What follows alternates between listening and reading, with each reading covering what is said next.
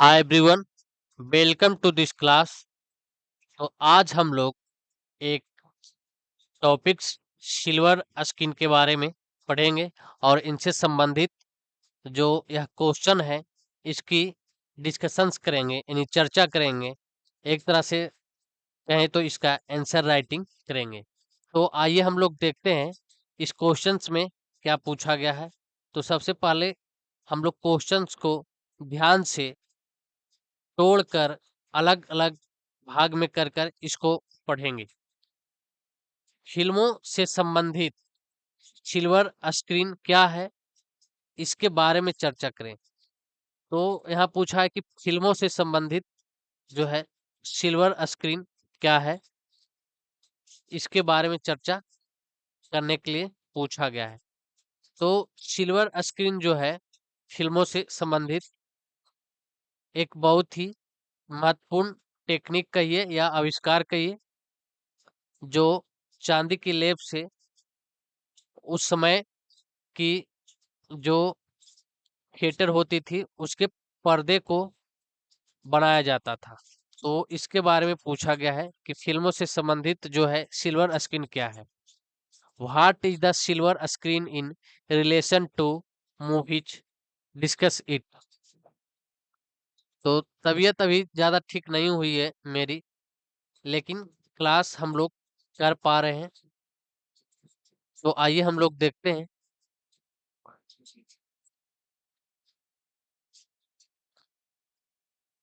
इसमें बताया गया है कि 19वीं सदी में थॉमस एडिसन के काइनेटोस्कोप और लुमियर बंधुओं के सिनेमेटोग्राफ्स जैसे आविष्कारों ने फिल्म प्रक्षेपण में एक क्रांति ला दी।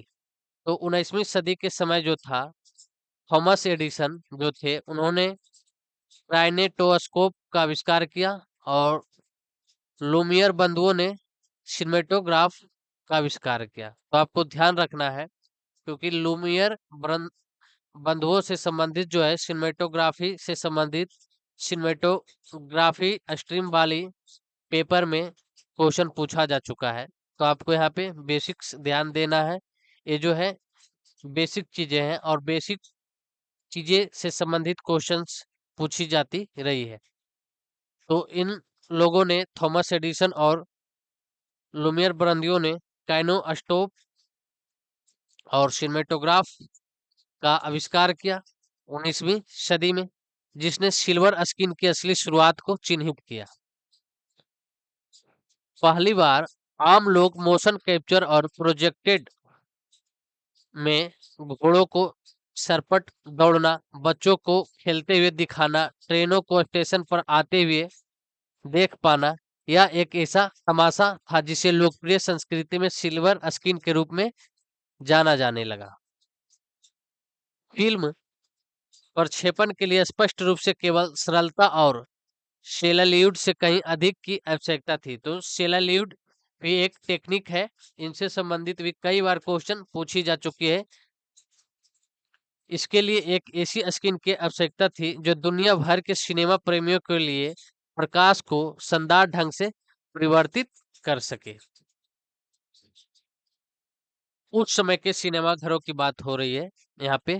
तो सिनेमा घरों में जल्द ही जो है महसूस किया कि उत्कृष्ट फिल्म शब्दावली और सिनेमाई अनुभव के लिए साधारण सफेद स्क्रीन पर्याप्त नहीं थी।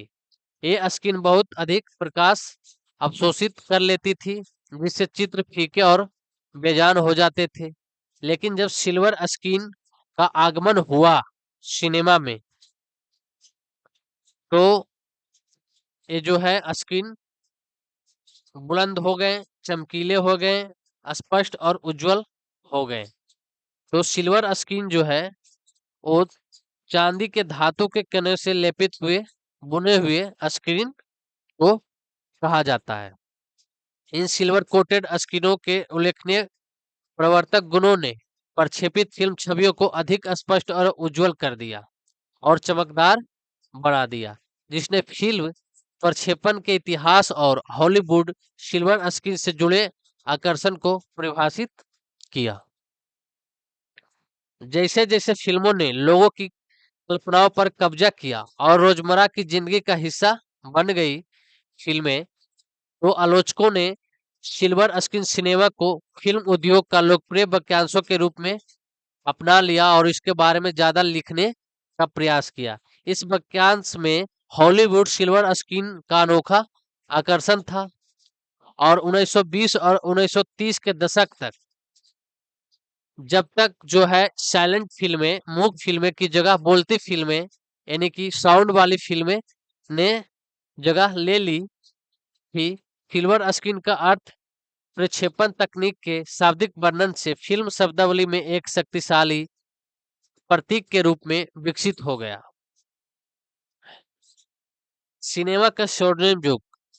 तो सिनेमा का स्वर्णिम युग अगले चैप्टर में हम लोगों ने पढ़ा था, वो कहा जाता है पहले वाले में 1930 से 1950 के दशक। लेकिन हम लोग अभी मानते हैं कि जिसमें हम लोग अभी प्रेजेंट में जी रहे हैं 2025 में, तो सिनेमा का स्वर्णिम युग अभी है, क्योंकि बहुत ज्यादा टेक्नोलॉजी इन्वेंशन मतलब कि आविष्कार वगैरह जो है बहुत ज्यादा बढ़ी है, तो स्वर्णिम युग हम अभी मानते हैं। लेकिन इस समय की बातें नहीं हो रही है, उस समय की बातें हो रही है 1930 और 50 की दशक की।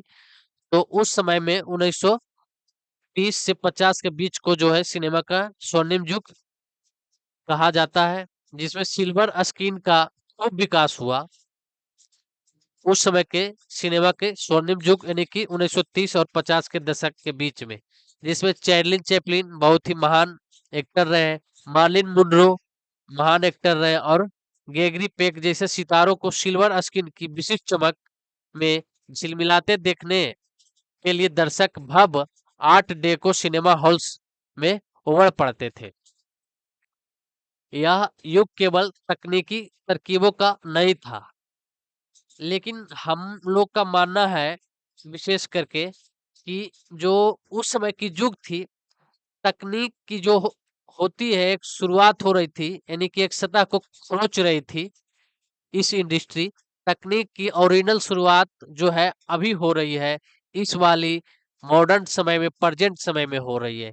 तो यह युग केवल तकनीक तरकीबों की नहीं था, यह ब्रांडिंग, रहस्यवाद और फिल्म प्रोजेक्शंस के चिरअस्थायी इतिहास के निर्माण का युग था। फिल्म पोस्टर, प्रशंसक, पत्रिकाएं और रेडियो कार्यक्रम सभी ने सिल्वर स्क्रीन का स्वर्णिम दुनिया की प्रशंसा जोर शोर से की, जिससे यह शब्द और इसकी परंपराएं फिल्म प्रेमियों के दिलों में हमेशा के लिए बस गई। आज आधुनिक सिनेमा सिल्वर कोटेड सतहों के बजाय उन्नत स्क्रीन और डिजिटल प्रोजेक्टर पर निर्भर करती है। तो आज की अभी प्रेजेंट के समय में जो है सिल्वर सिनेमा की जो सिल्वर कोटेड पर्दे हैं उनका समय खत्म हो गया है और उन्नत स्क्रीन और डिजिटल प्रोजेक्टर ने उसकी जगह ले ली है। फिर भी सिल्वर स्क्रीन सिनेमा जो है शाब्दिक वर्णन के रूप में बदल रहे हैं, जो क्लासिक सिनेमा के कलातीत आकर्षण और एनालॉग जैसे फिल्म प्रोजेक्शंस की पुरानी यादों का एक संक्षिप्त रूप है। आज की सदी में जो है ओटीटी एप्स और स्ट्रीमिंग उपकरण मुख्य रूप से जगह ले ली है। यह फिल्म संस्कृति और क्लासिक सिनेमा का सार समेटे हुए है। अभी के प्रेजेंट समय में हमें याद दिलाता है कि सिनेमा मनोरंजन से कहीं बढ़कर है। यह पुरानी सिनेमा परंपराओं और फिल्म उद्योग के अनमोल से गढ़ी गई एक जगमगाती स्वप्न दुनिया में प्रवेश करती है। तो हम लोगों ने जो है इस क्वेश्चंस को आंसर्स किया, डिस्कस किया और ये भी जानने की कोशिश की कि जो ए, सिल्वर स्क्रीन है ये क्या चीज है और फिल्म से संबंधित इनकी क्या कहानियां है और इनका क्या जो है इतिहास है। तो हम लोगों ने इसके बारे में पढ़ा, जाना और इसके बारे में लिखा, चर्चा की। तो आप लोग पढ़ते रहे, खुश रहे। हम लोग कल की क्लास में फिर से नेक्स्ट चैप्टर के साथ में मिलेंगे। तबीयत थोड़ा ज्यादा सही नहीं है, फीवर और बहुत सारी जुकाम हो गई है, तो इससे परेशानी, थोड़ी आवाज भी जो है इसमें भी परेशानी है, क्योंकि जो है नोच नाक वो बहुत ज़्यादा मतलब कि सर्दी की वजह से अफेक्टेड है, तो आवाज़ भी थोड़ा बहुत जो है क्लियर नहीं है। तो आप पढ़ते रहें, खुश रहें। हम लोग जो है कल की क्लास में मिलेंगे।